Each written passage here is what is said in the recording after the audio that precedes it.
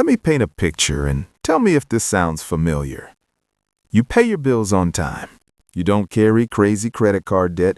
You've got something in savings. You drive a reasonable car. You say no to dumb purchases. And yet, every month feels tight. Like you're doing everything you were told was responsible, but somehow you're still stressed about money. One unexpected expense and your stomach drops. You're not broke, but you're definitely not relaxed either. And the worst part? You can't figure out what you're doing wrong, because on paper, you look like the good example. If that's you, stay with me, because today we're talking about 7 money habits that look responsible, sound smart, get praised by society, and quietly keep people stuck financially for years. My name is Jack, and I spend way too much time thinking about money, behavior, and why smart people still struggle financially. If you're someone who does all the right things but still feels like you're not getting ahead, make sure to hit the subscribe button and give this video a thumbs up if this helps you out. Here's the thing. Most financial advice doesn't fail because it's wrong. It fails because it's incomplete, outdated, or psychologically naive. And that's exactly where these habits live. They don't ruin your finances overnight. They slowly drain momentum. This is where it gets really interesting.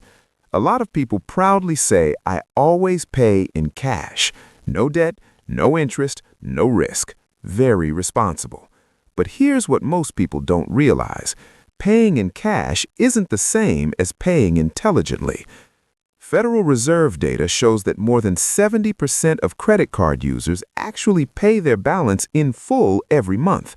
Those people aren't paying interest, but they are earning rewards, fraud protection, and building credit. Let's do some simple math. If you spend $2,000 a month on normal life stuff, groceries, gas, utilities, that's $24,000 a year. A basic 2% cashback card earns you about $480 per year. Over 10 years, that's nearly $5,000. Not life-changing, but definitely not nothing. Psychologically, when people say they only use cash, what they're often really saying is, I don't trust myself with leverage. And look, that honesty matters, but the goal isn't avoiding tools forever. The goal is learning to use them without blowing yourself up. This habit looks responsible, but the hidden cost is lost efficiency. Then there's the big emergency fund. This one feels bulletproof, safety first, just in case.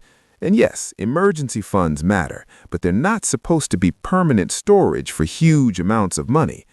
I see people all the time earning solid incomes with $30,000 or $40,000 sitting in savings accounts earning almost nothing, while inflation quietly eats away at it. At just 3% inflation, $40,000 loses about $1,200 of purchasing power every single year. Now you might be thinking, but safety matters more than returns. And you're right, to a point. The real question is how much safety is actually necessary. For most people, 3 to 6 months of essential expenses is enough. Not income, not lifestyle, expenses. Everything beyond that stops being emergency money and starts becoming idle capital. Here's what most people don't realize. Excess cash feels responsible because it reduces anxiety, but anxiety isn't a financial metric. Comfort has a cost, and that cost is often long-term stagnation. Another big one is aggressively paying off low-interest debt. Debt bad, paying it off good. Sounds obvious, but opportunity cost matters. If you have a student loan at 3.5% or a mortgage at 4% and you're throwing every extra dollar at it, you might be missing a bigger opportunity. Historically, long-term market returns average much higher than that. Put an extra $500 a month toward a low-interest loan for 10 years and you'll feel great watching the balance drop. But invest that same $500 at a reasonable return, and you could be looking at tens of thousands more over time. Here's the psychology behind it. Paying off debt feels safe because the number goes down. Investing feels uncomfortable because the number moves. Our brains love certainty, But wealth isn't built on certainty, it's built on asymmetry. Then there's the classic, I'm not investing yet because I don't feel ready. This one quietly destroys people. Ready is one of the most expensive words in personal finance. Time matters more than amount. Someone who invests $300 a month starting at 25 can end up with hundreds of thousands more than someone who waits until 35, even if the second person invests more overall. Waiting to feel ready usually isn't responsibility. It's fear wearing a responsible costume. People tell themselves they need to learn more, that the market feels risky, that they'll start next year. Meanwhile, inflation doesn't wait. Markets don't wait. Time doesn't wait. Here's what most people don't realize. The biggest risk isn't losing money. It's never giving your money a chance to grow at all. Then we get into the I'm buying quality so I save money mindset. And yes, buying quality can save money, sometimes. But people stretch this logic way too far. They justify expensive phones, laptops, jackets, and gadgets because they're built to last.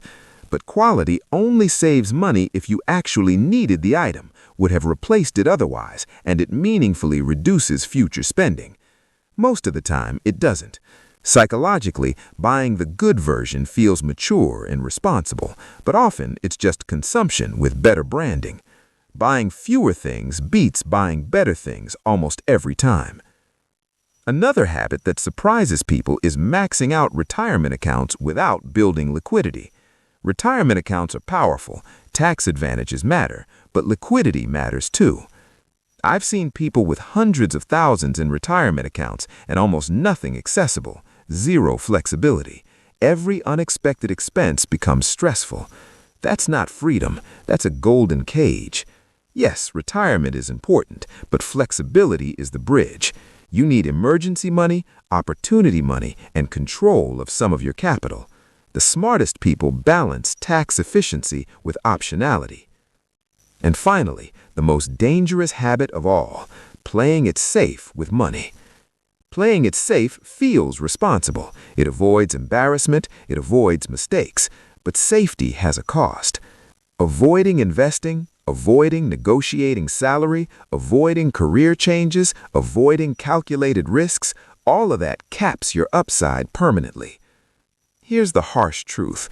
Most people aren't broke because they're reckless. They're broke because they're too conservative with growth decisions. Financial stability without growth becomes a treadmill. You're not falling, but you're not moving either. I once talked to someone earning 6 figures, no debt, solid savings. On paper, perfect. In reality, stressed and frustrated.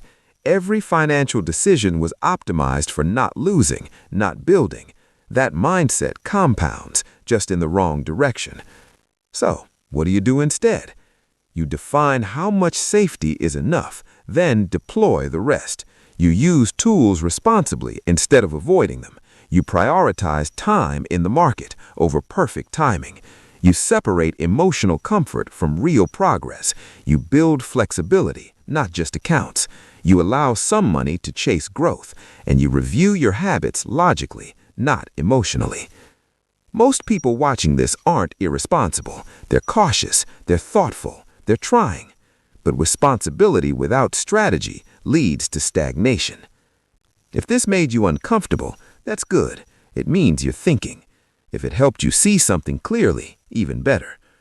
If you want more honest conversations about money, behavior, and building real momentum, subscribe to the channel.